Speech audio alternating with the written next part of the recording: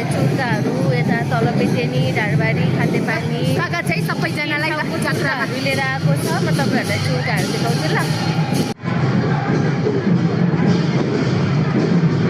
ल हेर्नुहोस् यो चाहिँ हाम्रो मनोकामना मन्दिर।